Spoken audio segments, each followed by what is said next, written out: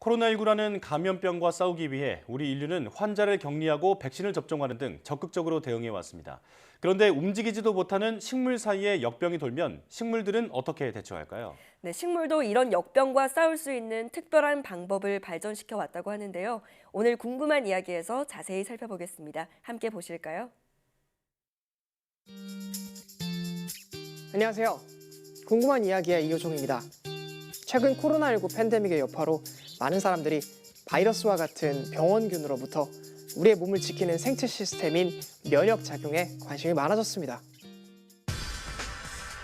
진핵생물 중에서도 극히 일부에 속하는 우리 동물계 생명체들은 대부분 외부로부터 침입해 들어온 병원체에 대한 상세한 인식을 한 뒤 그 병원체에 대한 기억을 바탕으로 대상을 제거해 나갑니다.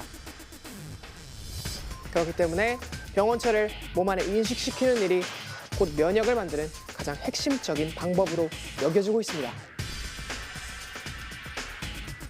그런데 우리와는 사뭇 다른 식물의 경우는 어떨까요? 역사를 살펴보면 세계사에 큰 영향을 끼쳤던 식물에 대한 몇몇 대역병 사례가 기록되어 있습니다. 아일랜드 대기근으로 점철되는 감자 역병의 사례, 그리고 하와이 섬의 파파야 대란과 같은 사례들이 대표적이죠. 그러나 오늘날 코로나19 팬데믹과 같은 상황에서 빠르게 백신을 개발하고 치료제를 개발하여 면역에 도움을 주는 우리의 상황과는 다르게 식물의 질병에 관해서는 특별히 손쓸 만한 대책이 없어 보입니다. 식물은 동물과 다르게 자신의 몸을 외부 병원체로부터 어떻게 보호하는지에 대해서 알아볼 것입니다. 식물도 동물과 마찬가지로 면역 체계에서 선행되는 절차가 있습니다. 우선 병원균이 무엇인지를 인식하는 과정이 필요하죠. 동물과 식물이 다른 점은 인식한 대상을 어떻게 제거할 것인가에 따른 차이일 텐데요. 일반적으로 동물은 침입한 병원균의 정보를 기억하고 기억된 정보를 바탕으로 대상을 제거하는 후천 면역 시스템에 특화되어 있습니다. 그러나 식물은 침입한 병원균이 무엇이든 자신에게 위해를 가할 것이라고 판단만 하면 최대한 빠른 대처를 통해 더 이상 병원균이 퍼져나갈 수 없게 만드는 초기 대응에 초점을 둡니다. 움직이지 못하는 식물은 항상 외부 환경에 노출되어 있고 늘 공격을 받다 보니 공격이 들어온 시점에서의 대응이 더 중요한 것이죠.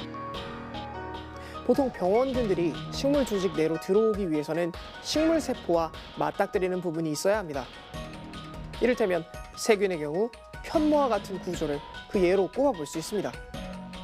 식물은 병원균의 선천적 구조, 즉 병원균의 모양을 식물 세포 표면에 있는 단백질 수용체들을 이용해 인식합니다.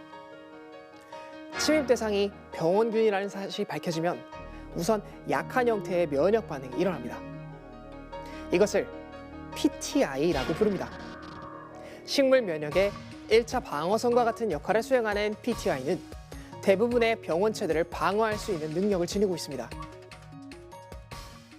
그런데 몇몇 독성이 강한 병원균들은 식물의 1차 방어선인 PTI를 억제하는 능력을 지니고 있습니다. 이들은 식물의 체내로 침투하는 과정에서 신속하게 PTI 반응을 억제하기 위한 억제 단백질을 분비합니다. 이것을 이펙터라고 부릅니다.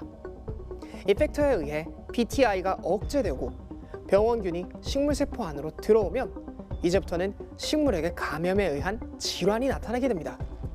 식물 입장에서는 삶과 죽음의 경계선에 있는 상황이 된 것이죠.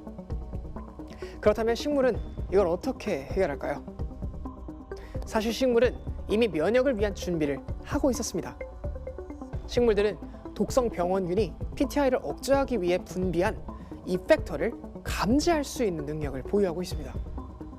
식물이 이펙터를 감지했을 때 발동되는 매우 강한 면역이 바로 ETI라고 부르는 식물의 2차 면역 반응입니다.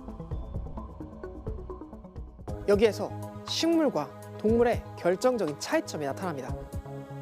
동물의 면역 반응에서 2차 면역 반응은 병원균이 일단 침입해 몸의 면역 체계가 스스로 정보를 만들고 기록할 수 있도록 하는 과정이 필요한 이른바 후천적 면역 시스템인 것이죠. 그런데 식물의 경우에는 태어날 때부터 ETI, 즉 식물의 2차 면역 반응을 나타나게 만들 이펙터 단백질, 즉 병원균의 단백질이 체내에 이미 저장되어 있습니다. 어떻게 태어날 때부터 병원균 단백질을 지닐 수 있는 것일까요? 그 답은 바로 유전 정보에 있습니다. 병원균이 식물에 침입하고 병원균이 분비하는 이펙터 단백질을 인식하면 유전 정보로 이펙터 단백질이 남게 됩니다. 그리고 다음 세대로 그 유전 정보를 전승하는 것이죠.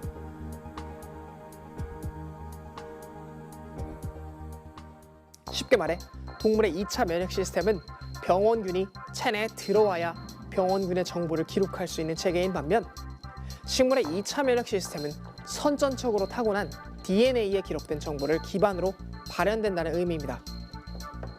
이 때문에 식물은 어느 특정한 병원균으로부터 치료 또는 예방이라는 개념의 의료 행위를 이행하기 매우 어렵다는 특징을 지닙니다. 만약 식물계에서 유행하는 질병이 신종 질병이라면 이미 성장한 식물들에게 있어서는 전파와 확산을 막는 방법밖에 없습니다. 그 외에 어떤 방법으로도 새로운 질병을 막을 수 없는 것이죠. 그렇다면 이와 같은 식물에게 가해지는 새로운 병원균에 대한 피해를 선제적으로 막을 기술은 없는 것일까요? 식물의 질병에 관한 연구를 이행하는 학문을 우리는 식물병리학이라고 부르는데요. 이 식물병리학에서는 유전자 가위 기술이 중요합니다. 앞서 설명한 대로 식물의 2차 면역은 선천적 면역의 특성을 가집니다. 이는 DNA에 병원균의 정보가 기록되어 있어야 함을 의미하죠. 유전자 가위 기술이 발달하기 전에는 DNA 안에 병원균의 정보를 넣는 일이 번거롭고 쉽지 않았습니다. 그러나 유전자 가위 기술의 발달에 따라 새로 태어나는 작물들에게 면역 정보를 넣어줄 수 있게 되었습니다. 우리나라 들판에서 흔히 발견할 수 있는 식물 중 까마중이라는 한 해살이 풀이 있습니다. 산들에 넓게 자라 다양한 환경 속에 노출된다는 특징 때문에 이들은 자연 선택적으로 수많은 면역 정보들을 보유하고 있습니다. 까마중과 같이 특정한 식물이 자연 환경에서 얻은 2차 면역 정보를 면역을 보유하지 않은 식물의 새로운 세대에 입히는 방식으로 유전자 가위 기술을 사용하는 것이죠. 우리와는 많이 다르지만 항상 함께 살아가는 존재인 식물. 식물의 병을 연구하는 것은 비단 과학적 탐구만을 목표로 하는 것이 아닌 우리에게 성큼 다가온 환경 문제를 궁극적으로 개선하려는 인류의 커다란 노력들 중 하나가 아닐까요? 이상 궁금한 이야기였습니다.